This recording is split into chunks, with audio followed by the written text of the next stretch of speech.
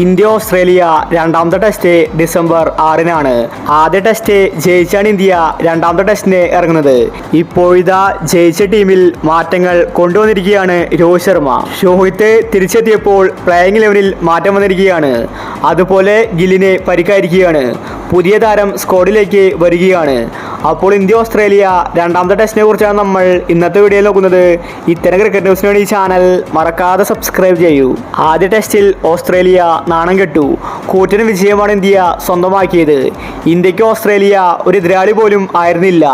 Aussies മണ്ണിലാണ് കളി നടക്കുന്നത്. എന്നിട്ടും അവർക്ക് ജയിക്കാൻ സാധിച്ചില്ല. ഇപ്പോഴിതാ രണ്ടാമത്തെ ടെസ്റ്റിൽ രോഹിത് ശർമ്മ തിരിച്ചെത്തിയിരിക്കുകയാണ്. ഇതോടുകൂടി ഓസ്ട്രേലിയ ഒന്ന് പേടിച്ചിരിക്കുകയാണ്.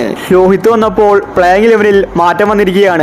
രോഹിത്തും ജയ്സ്വാളുമായിരിക്കും ഓപ്പണിങ്ങിൽ കളിക്കുന്നതെന്നാണ് എല്ലാവരും കരുതിയത്. എന്നാൽ ഇപ്പോൾ മാറ്റങ്ങൾ വന്നിരിക്കുകയാണ്. കഴിഞ്ഞ മത്സരത്തിൽ രാഹുൽ ഓപ്പണിങ്ങിൽ ഇറങ്ങി ഫോമായിട്ടുണ്ടായിരുന്നു. അതുകൊണ്ട് രോഹിത് ശർമ്മയോട് മധ്യനിരയിൽ കളിക്കാനാണ് ആവശ്യപ്പെട്ടിരിക്കുന്നത്. അതുകൊണ്ട് ജയ്സ്വാളും രാഹുലുമായിരിക്കും ഇന്നിങ്സ് ഓപ്പൺ ചെയ്യുന്നത്.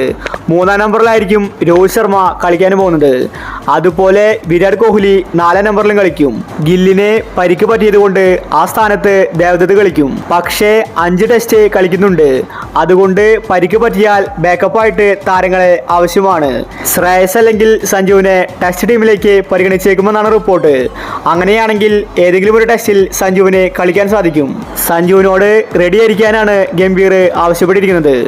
അപ്പോൾ രണ്ടാമത്തെ ടെസ്റ്റിൽ ഇന്ത്യയുടെ പ്ലേയിങ് 11 നോക്കാം. ജയ്സ്വാൾ, രാഹുൽ, രോഹിത്, ദേവദത്ത് പടിക്കൽ, കോഹ്ലി, ഋഷഭ് പന്ത്, നിതീഷ് റെഡ്ഡി, വാഷിംഗ്ടൺ സുന്ദർ, ഹർഷിത് റാണ, ബുംറ, സിറാജ്. ഇതാണ് ഇന്ത്യയുടെ പ്ലേയിങ് 11. രണ്ടാമത്തെ ടെസ്റ്റിലും ഇന്ത്യ ജയിക്കുമെന്നത് ഉറപ്പാണ്.